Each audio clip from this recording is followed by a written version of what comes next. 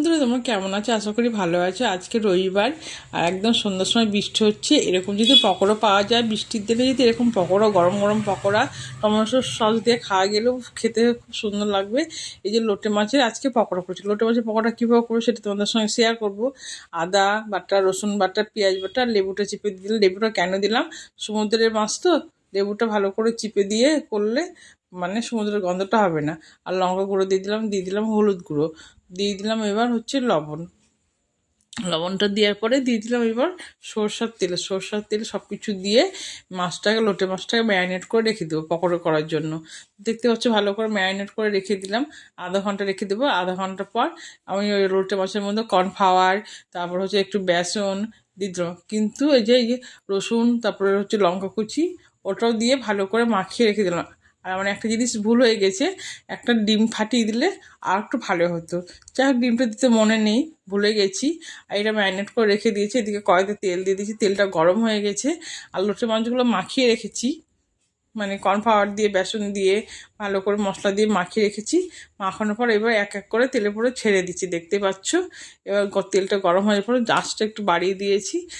এপিট এপিট করে ভাজবো। এপিট এপিট করে ভেজে লাল লাল হবে যখন, তখন নামাবো। আর এটা কড়া করে ভাজলে খেতে খুবই সুন্দর লাগবে, মচমচ করবে। আর কর্নফ্লাওয়ার দিয়েছি, তার মানে এমনি মচমচ করবে খেতে। আর যে কোনো রান্নার রেসিপি তোমাদের সঙ্গে শেয়ার করলে আগে আমি রান্না করে নিজে খাই, খেয়ে দেখি কেমন হয়েছে। যদি ভালো লাগে তবেই তো আমি ভিডিওটা তোমাদের সঙ্গে শেয়ার করি। তো যাই হোক, অনেকদিন পর পর এখন ভিডিও দিচ্ছি, সবসময় দিতে পারছি না, শরীরটা খারাপ বলে রান্না করছি না। যাই হোক, দেখতে পাচ্ছ এবার বেশ লোটে মাছের পকোড়াগুলো খুব সুন্দর হয়েছে। আর সব থেকে লেজা দিকটা পকোড়াটা খুবই সুন্দর লাগছে আমার দেখতে। আর মধ্যেরটা একটু চ্যাপটানো হয়ে গেছে। তো যাই হোক, লোটে মাছের পকোড়া তো খেতে ভালোই লাগবে। মাছ বলে কথা, মাছের পকোড়া, যে কোনো মাছের পকোড়া খেতে টেস্ট লাগবে। আর সন্ধ্যার সময় বৃষ্টি পড়ছে, খেতেও সুন্দর লাগবে। তো যাক, এক এক করে সব লোটে মাছের পকোড়াগুলো ভেজে নিলাম, দেখতেই পাচ্ছ, দিয়ে তুলে রেখে দিলাম। এইদিকে আমি আর একটা দুটো দিব, এই যে আর দুটো দিয়ে ভেজে নিলাম। আর দুটো দিয়ে ভালো করে ভেজে নেওয়ার পরে, আর তোমাদের কেমন লাগলো রেসিপিটা আর অবশ্যই তোমরা বলবে। সন্ধ্যার সময় সন্ধ্যার টিফিন লোটে মাছের পকোড়া খেতে খুবই সুন্দর সুস্বাদ হবে। আর তোমরা একবার পারলে ট্রাই করে অবশ্যই দেখবে। তো যাই হোক বন্ধুরা, আমার এক এক করে সব লোটে মাছের পকোড়াগুলো ভেজে রেখে দিলাম। আর এদিকে একটু ডেকোরেশনের জন্য একটা প্লেটে বেশ পকোড়াগুলো সাজিয়ে নিয়েছি। আর টমেটো সসটা মাঝখানে দিয়েছি। টমেটো সস দিয়ে যদি পকোড়াটা খাওয়া যায়, মচমচ করছে। আর ভেঙে দেখছিলাম খুব সুন্দর মচমচে হয়েছে একদম। তো খেতে দেখতে হবে খাওয়াটা কেমন, খেতে কেমন হয়েছে, টেস্টিটা কেমন হয়েছে। যাই হোক, দেখতে পাচ্ছ সন্ধ্যা হয়ে গেছে, একদম সুন্দর সুন্দর টাইপ হয়ে গেছে। দিয়ে এবার একদম কমপ্লিট। এবার একটু খেয়ে একটু দেখবো, জাস্ট একটু ভেঙে দেখবো কেমন মচমচ করছে কিনা। তো যাই হোক, আমি ভয়েসটা মানে মিউট করে দিয়েছি।